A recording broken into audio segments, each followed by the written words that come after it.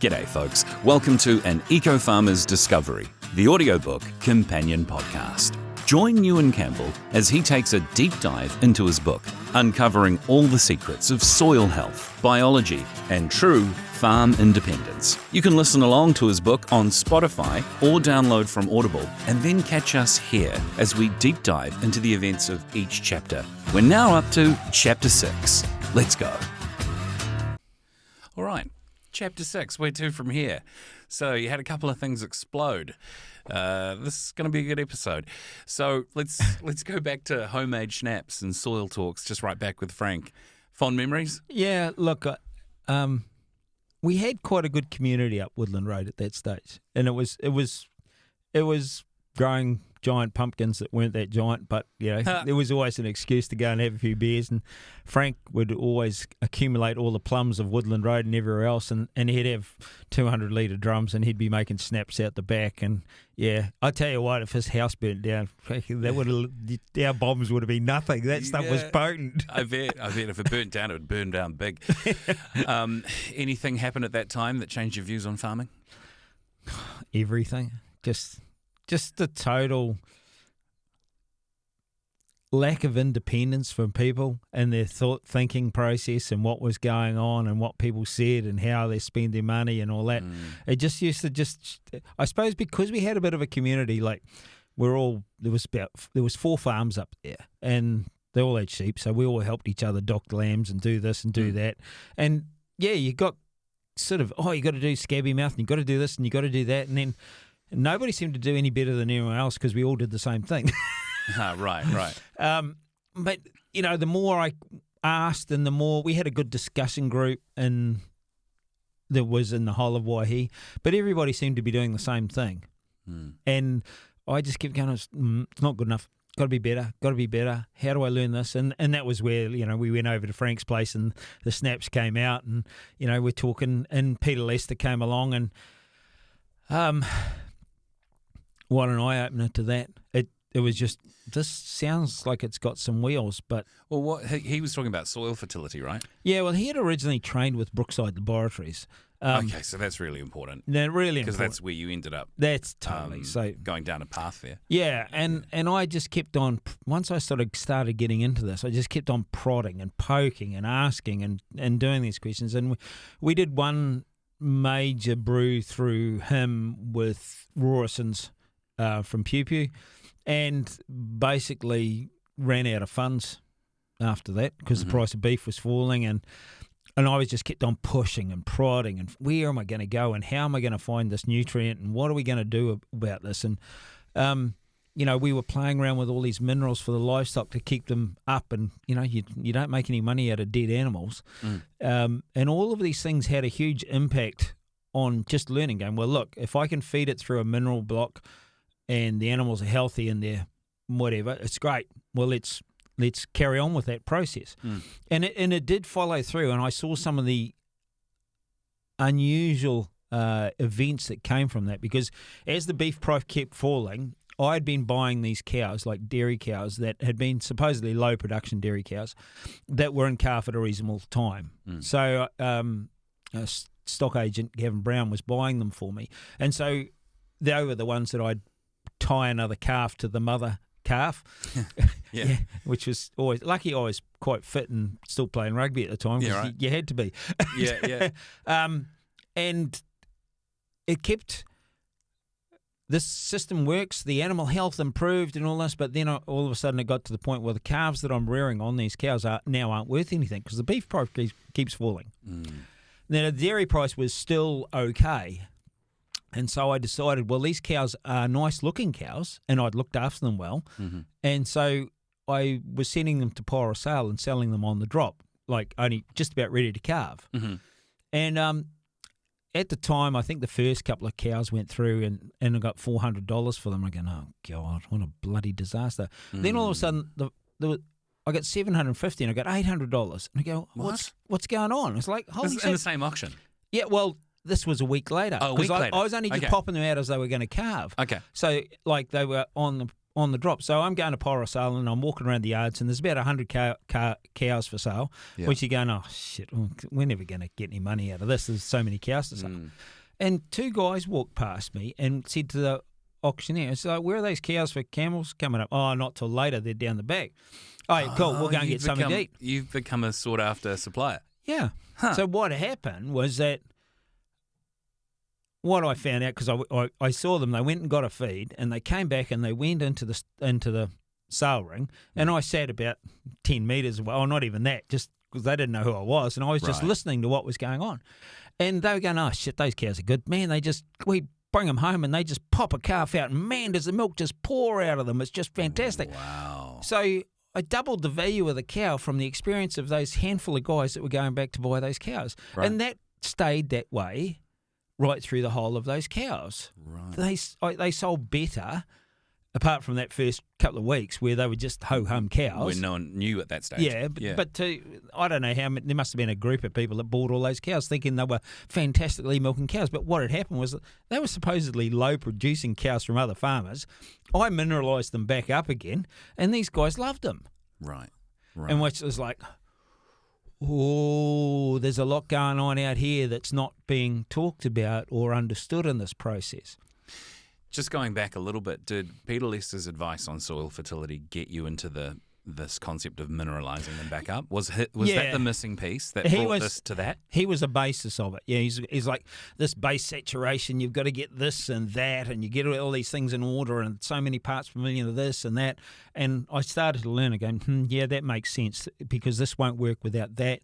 And I would go back and I would look at the chicken manure I'd put on, and I'd see how many parts per million of copper and selenium, and I'm going, okay, that result came from that because that was in that product there, and this was happening because of that. And I could start to get a bit of cognizance about some of the results that we'd seen because of what we'd already done. And so then I could put it into context thinking, okay, if we go down this track, we'll do this, this, and this. And, you know, it was really good information. But as with any information, you got to take it for what it is and how good it's going to work at the time. You try it out, see whether it works. And, you know, after that first brew, and we'd sold the cows, and we ran out of money, so no second brew. And then when we started to drag ourselves back up from the bootlaces, I think we're doing a lot of dairy grazing at the time, got a bit more money back in. I went looking at this basic slag because it had calcium, so that's lime. Had magnesium, okay, that's serpline. Had this and that, and it was cheap as. But there is always consequences for things that you do, and some of them are good and some of them are bad. But, I mean, the consequence of using basic slag is that the 10% silicon was the critical factor that we needed, that we never knew that we needed, and that was the unravelling as time goes on, that was the beginning of the silicon dichotomy for us on the farm of Waihi, as what we'd seen the silicon issue back on the farm in the peat. Okay, let's come back to that silica in a sec, because I want to come back to the basic slag. Yeah. But on the way to that part of the story where you learnt those things or you had those realizations, you rejected the good folks at Balance, or should I say you rejected their unbalanced agronutrients advice as laughable. How did standing up to conventional wisdom shape your approach to farming at that point? Look, it was the same as going back to that maize seminar. I asked the questions, and if they couldn't answer the questions, what was the point of carrying on with what they were trying to say? Yeah. So, you know, the farm that we bought, it's had X amount of superphosphate per year for so long, blah, blah, blah, and it didn't work. Like my 1 year's experience on the farm of taking broadacre grazing to control fencing, water troughs and all that, I couldn't grow any grass. So what had happened before did not work. Yeah. If you're going to do the same thing again, we're going back to the insanity test, aren't we? Totally. Yeah. Well, I didn't have any money to prove that I was insane. Right. Because that's a good point. People with a lot of money will just go back to what they think is safe. But it is insane because it's not really shifting the needle. No, it's not. It's I mean, it's like I came up with a saying that empty pockets sharpen the mind. Oh, yeah. Yeah. And in my case, mine was so empty, I'd pushed a hole out the bottom of my rugby shorts and there was never any good. Yeah, true. Let's talk about homemade lick blocks for a sec. What was your process of creating them like? hilarious. Because it seemed to be equal parts inventive and equal parts crazy. Yeah, well, I mean, basically, you got some information. You looked at the animal's breakdown of the nutrient that she needs. You took your herbage test and go, God, how am I going to balance this up? I am so far from what the animal really needs. And I just kept on, and, Peter Lester said, oh, well, you get some fish oil and linseed oil. I mean, you'd have to push. I pushed, people, the neighbours got vitamin A, D and E and were injecting the stock. I mean, we noticed the big difference with the lice production. If they had plenty vitamin D, they didn't have much lice in the winter. Mm-hmm. And what I found, well, how can I do this cheaper? So I bought linseed oil and I bought fish oil. And I could put them in the licks. And, well, over the winter, we never had any lice on the stock if we did that. So all of these things, I just kept pushing. I can't afford that. I can't go to the vet. That AD&E costs this, and then I've got to jab them all. I've got to get them all in. That's too much work. How am I going to fix that? And so it was just a case of you keep asking and keep pushing, the answers will come. And they did. They just kept on coming. And this tallow thing, honestly, I was watching these dairy cows just not being able to put any weight on. They were unhealthy. I'm going, I've got to do something about this. So I was being quite proactive. And, of course, the fertilizer thing was way more expensive than just taking some concentrated material to give to the cows from whatever source we can get. So I just kept pushing, how am I going to fix that? And it just evolved over a period of time. Crazy as it may be, but it just evolved and it worked. It saved our ass. It's actually fascinating to me that tallow worked because, it's beef fat back to cattle. Yeah, I know. Yeah. I know it was stopped, but it's amazing that it worked. Yeah, well, it just was energy, the cheapest form of energy that those animals could handle. Sort of the farming equivalent of Soylent Green. Yeah, it's just, and well, Mad Cow thing came along after that, and I must have had a case of that or two. Oh, personally? Yeah. Yeah, right. How did the exploding tallow drums change your view on things? Well, actually, my wife, Julia, her father owned a company in Wales. It was a material handling company, and he actually sold drum heaters. Oh, you've got to be kidding. No. And you didn't know it first? Well, I wasn't over there, but when we went over there next time, a drum heater come home with us, I can tell you. I bet. Yeah. And so I set up a process, and it worked an absolute treat. And I just built a trolley, and so I could tip it over with the tap on it, and I could go to work, and I'd make 10 lick blocks in about an hour and a half. Wow. And so we got good at doing it, and it was just worked an absolute treat. You sold them too to other I sold them to other people as well. Yeah. But I mean, how many drums did you explode in total? 2. It was 2. Yeah. Well, how far apart was one from the other? About 4 inches. No, I mean in time. Oh, about a minute. About a minute, one goes. Oh, not even a minute. Oh, look, I was in... Because you would have started them at about the same time, right? Yeah, we lit the fire, and Reese we'd gone back for lunch, and I was actually leaning over the cot going goo, goo, ga, ga to my daughter Vivian, who was probably only about 3 or 4 months old, 5 months old. Sure. And I hear boom, and I knew instantaneously what... Oh, shit. And then I heard boom again. Yeah. And we ran over there, and it had sprayed tallow across the side of the hay barn, and it was sort of burning a bit. And we put it out, and we just looked at each other. The big thing was, lucky we were not in the vicinity, because it would have been hot and messy. Yeah, you're lucky there wasn't just a large container of shrapnel next to it either. Yeah, well, there was certainly no hay in the shed either, because we completely skinned everything. Funny. Okay, so healthy cows, happy farmer. So you saw significant improvements in your cattle's health with those mineral mixes. Any particular moment or result that made you feel like the effort was worth it? Well, that one that's in the book about that calf, that, it was a thing that I'd learned way back, is that if you got a calf that was a bit gooey, after birth and that, if you grabbed it by the back legs and you spun it round, it would just centrifuge all the fluid out, and then it could breathe better. And this calf was born right outside the kitchen window, and it had the whole afterbirth right over its head and everything. Yeah. So I thought, I better get out there and get that off and get some air into it. And I went to pick the calf up, and I couldn't hold it. It was so slippery. It was just absolutely, it's gone.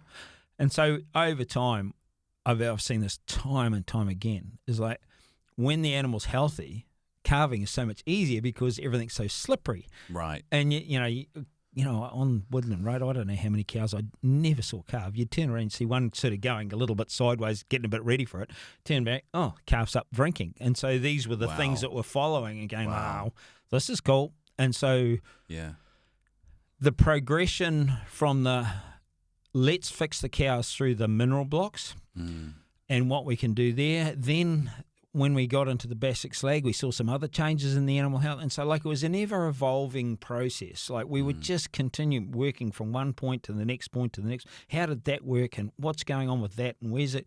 And, you know, there's lots and lots of synergies with other people I was talking to and books I was reading. And it's just as crazy as it is now. I mean, there's always something to learn. And it's the way to keep life exciting.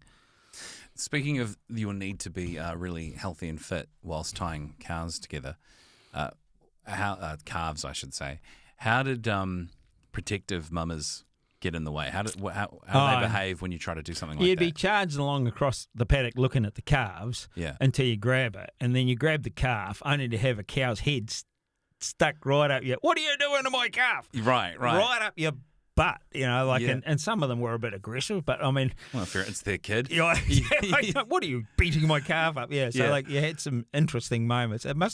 If Monty Python could have learned a few things if they'd been watching, it would have been just hilarious to watch me running across the paddock chasing two calves chained together with a dairy cow chasing me. Had anyone done that before? Oh, yeah, I got it.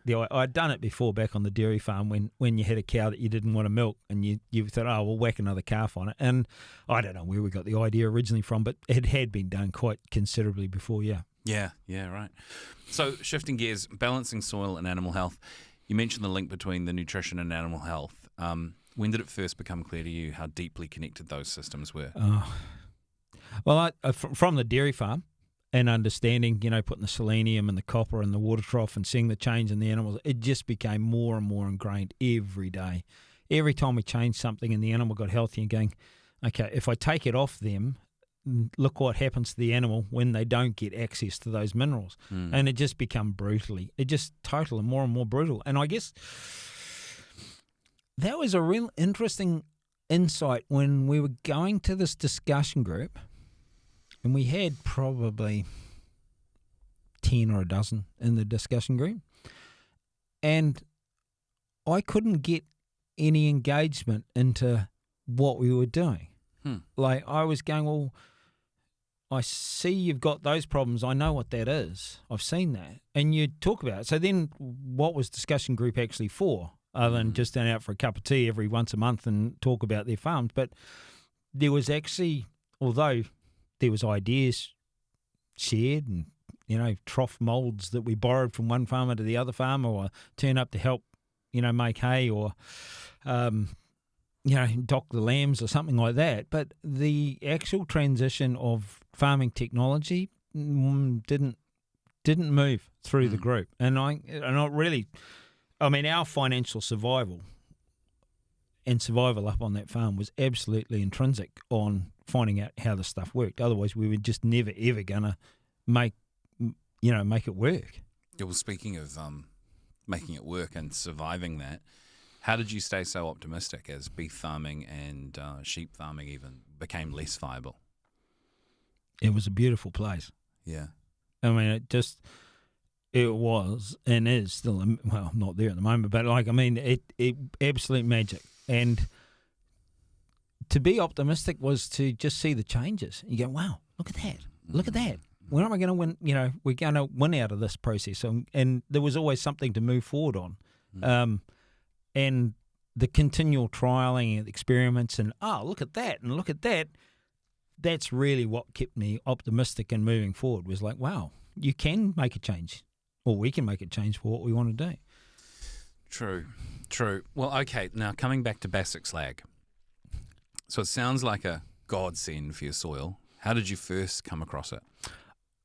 That I had a brochure, and they'd been using it on carrots and bits and pieces up around Pukekohe, and I just got hold of this brochure, and I'm going, look at the numbers on this. It says it's got this, and this, and And there was some warnings from people about, pH and don't let the stock eat it, and go, oh, well, that shouldn't be too hard. I can get this product here and I can put it on here and then I can do so much around the farm and I can get so many loads. In order for them to not eat it, you put it on and then leave it for a while, right? Yeah, well, after they grazed.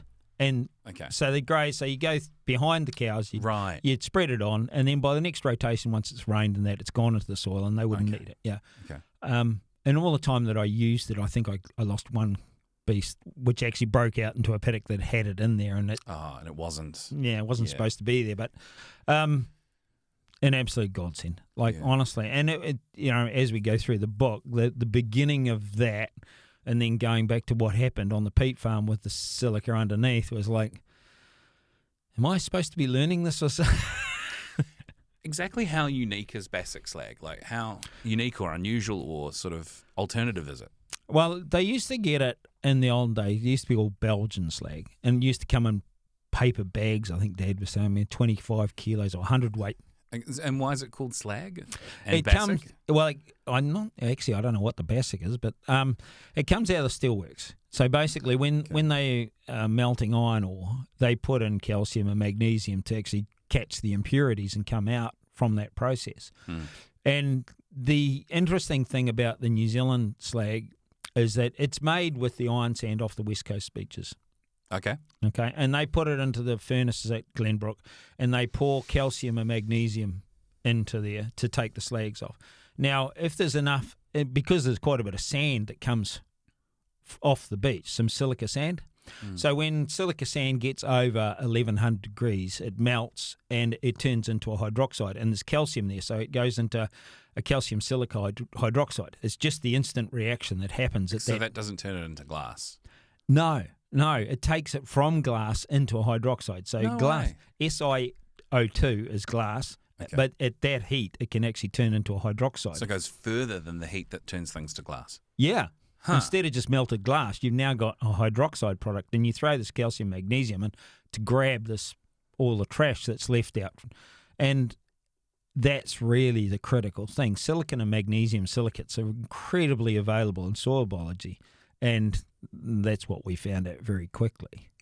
Because slag sounds like just leftover shit, waste product. Well, it wasn't. Turns out that it's really useful. Well, it's not so useful anymore because they've got such a good screening plant out on the West Coast now that hardly any silicon goes into it. And so there's no calcium, magnesium silicates that come off in great quantities. And they've stopped selling it to livestock farmers anyway. But I mean, it's got it. I did try it one more time when we bought the block next door, and it didn't work. And I got into huge animal health issues. And it was only after a while that we actually worked out what had happened. They put a new screen in out at the West Coast before it went to the steel mill, and they'd taken all the silicon out before it went into the furnace. I might draw the reader's attention back to one other explosion on the farm, the explosion of clover and grasses after using the basic slag. Was this the most dramatic transformation you saw? Yes. Yeah, definitely. Yeah. I mean, as Reese used to say to me, he said, we grew rat's tail there last year. This year we grew red clover. and rat's tail is the most poor fertility, horrible species there was. Right. And the change was just phenomenal. It changed the farm. It changed our whole thinking patterns. It just changed everything. I remember on your open day at your farm, and you'd invited the public through, and you told this brief story of people asking, when did you reseed the paddocks with red clover? And you said 1927. Yeah. Like, what's behind what's happening there with the fertility on your farm, and as if that relates to this point in the book? Because it's a really important thing to have red clover. From what I'm learning from you, it's a really good sign. The critical thing is there's about 2,000 seeds per square metre. And the seeds respond to the soil conditions, to what comes up. So if the soil's not good enough to grow red clover, it won't germinate. Okay, and so if it is good enough to grow rat's tail germinates. Or if it's good enough to grow nodding thistle, nodding thistle germinates. Mm-hmm. And people don't realise is that the weeds are just telling them that your soil is actually perfectly set up to grow whatever the weed is. That's all it's telling you. Okay. And so... So are there good weeds and bad weeds on a scale of weeds? Well... In the sense that if the one type of weed will indicate the fertility of the land? Well, you put it this way, what we've seen is when you get it right, you don't grow weeds. Okay. Now, some people might call them weeds, but if they're beautiful, grow vigorously and the livestock love them and they eat them up, well, that's not a weed. Not really. It's food. That's right, nutrition. Yeah. So the thing is that the seed was there and it was just waiting for the right conditions. And so what I saw through that process was just phenomenal. The response was just, oh my good God, I'm growing some grass. Now all those fences and water troughs I put in, I can actually utilise the areas and whole process. So, it was such an eye-opening exercise. It took so long, and I'm still unwinding it now. 20 years on now, I'm still learning from those first episodes about what was I looking at? How am I? What chemistry is that? What effect does that have on our soils? And these are the things that are not done in research at the moment. There is no consideration of the whole. Thanks for tying it back to the book. But just because I brought that question up in regards to the open day that you'd only just had, what is the joke there that to help explain for why you said that when a person asked you, Ewan, when did you reseed your? The joke is the ground that we're on that was at the field day was cut over by the mines. That's how it started. Wow. In the Karingahiki Gorge, there's the kilns there. They used to burn 5 acres of timber a day. Whoa. Yeah, I know. It's 5 acres a day. Whoa. Okay, so a fair chunk of Waihi was burnt, which left the farmland open. And from my reckoning, somewhere around then, probably about 1925, 1927, they seeded that land. And from then on, it's just regenerated. And so now when we actually fertilise or put our amendments on, we're looking at what are the limiting factors, and then the plants go, cool, I'm supposed to grow here. And because of our longer rotations, they reseed. Yeah. And it's an ongoing process. So the joke is I don't have to go to the company to buy the seed to put on the paddock. It's already there. Yeah. That's really interesting. All right, I'll see you back in chapter 7. Cool. Follow along with your own hard copy of the book from efa.nz or listen to the audiobook on Spotify and Audible.